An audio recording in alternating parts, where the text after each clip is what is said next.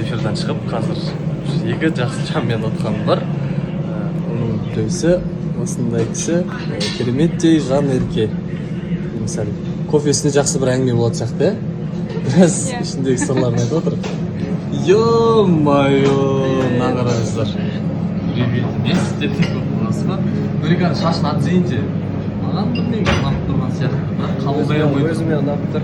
Өзіңе ұнап тұрса болды. Мысалға да? Осылай отырмыз. Соқтаушы апамыз қарайды екен, кейбір дұрыс емес пікірлер жазылады енді, бірақ үлкендерімізге кейде бір сүбелі сөз. Бақытты болуға лайықтысың. Әмин, рахмет. Аман болыңыз апа. Жаным. Мен сөйлегендерім ұнайды өзіңізге. Бұлай ғой. Отырып алғасында не өртілер. Бірақ ше, өзгешерсің ғой. Аман бош. Сен тойыңа келемін. Болды. Аман болыңыз, тұғырлы болыңыз, ғұмырлы болыңыз апа. Сіздер сияқты аман. Ырзамын ғой саған. Болды, рахмет апа. Осындай. Қотаңа сәлем айт. Болды, рахмет апа, аман болыңыз. Таң атпай осындай керемет көңіл күй. Аллаға шүкір. Кеш қалайсыздар? Әлі футбол жайлы әңгімелері болып отыр ғой енді. Тиктокта, Инстаграмда. Мына дүниені айтқым келіп тұр да, мысалы біздің Қайрат стадионында 23 мың адам сияды екен да, соны ойбай, фу, адам аз сияды, біздің стадионды көріп күледі, анау мынау деп жатыр еді ғой. Мен кеше Лига чемпионатының несін қарап шықтым да.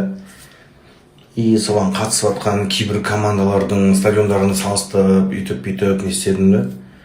Мынау Карабах Азербайжанның командасы жақсы ойнап жатыр ғой. Олардың стадионы 5 мың адам сияды екен. Ойлаңдар, 5 мың адам.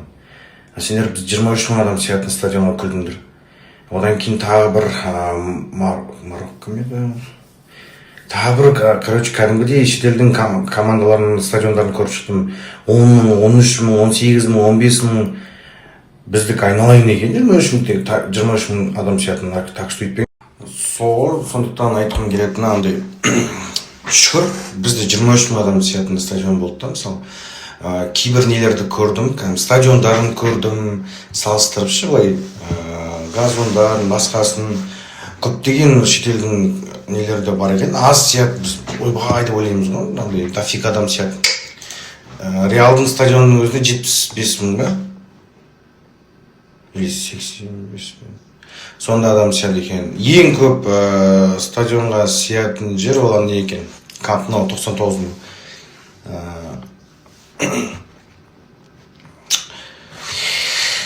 Сондай, в общем, так что сосын мысалы қазір енді жас қақпашының бәрі қолдап кетті ғой, енді 100 мың нәрсе подписчик, қазір 300 мың нәрсе болды.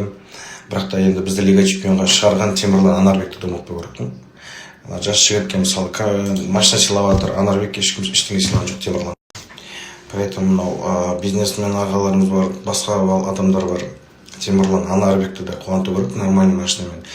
Бля, если мен жағдайым болып кәдімгідей ше, жағдайым действительно мықты болып тұрған кезде өзім ақ сыйлайтын едім ше. 35 кім сыйлайын десем, Темірланға керек те емес шығар. Сондай, жалпы Лига чемпионатқа соның арқасында шықтық қой. 3 пенальтini қайтарды, үйтті дегендей. Әңгіме жоқ, жас талант кімде? Шерхан да енді өзінің өнерін. Ему как-то сказать, он бағы жанып кетті осы Реалмен матчта ше, бағы жанып, көзге түсіп, рыночный цена пайда болып, оған дейін рыночный цена болмаған ғой, қазір 200 евро болып, сондай болып. Ничего, бұйыртса келесі матчтарда жеңеді деген үміттеміз. Әлі сол Реал қайрат болып отырып қой, ми ашып. Сондай, біреулер мен қазір маған саған не жоқ деп айтатын шығар. Ассалаумағалейкум, қайырлы кеш. Қасымда Пернехан деген бауырым бар. Қалайсың Пернехан? Жағдайың жақсы ма? Пернехан жұмысын аяқтап, енді менің жұмысыма кетіп бара жатыр. Құдай қаласа, бәріміз бірге жолға шықтық. Енді мен бүгін бір қызық жағдайға тап болдым, сіздерге айтып өтейін.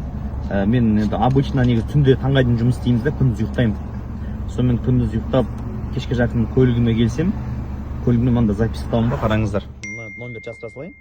Звондайсың ғой, брат деп номерін қалдырып кетті. Неге десеңіздер, мен көлігімді сырып алған екен. Енді бәрімізде болады ғой, шығып жатқан кезде бір жаңағы машинамызды қойып жатқан кезде сырып алатын кездер болады. Енді ондай қатты бір мықты не емес, но бірақ машинамды кішкене сырып кеткен екен. Сосын осылай записка қалдырып кетті, брат звондасайшы деп. Мен риза болдым. Осындай міне адамгершілігі бар адамдар өмірде бар негізі ше.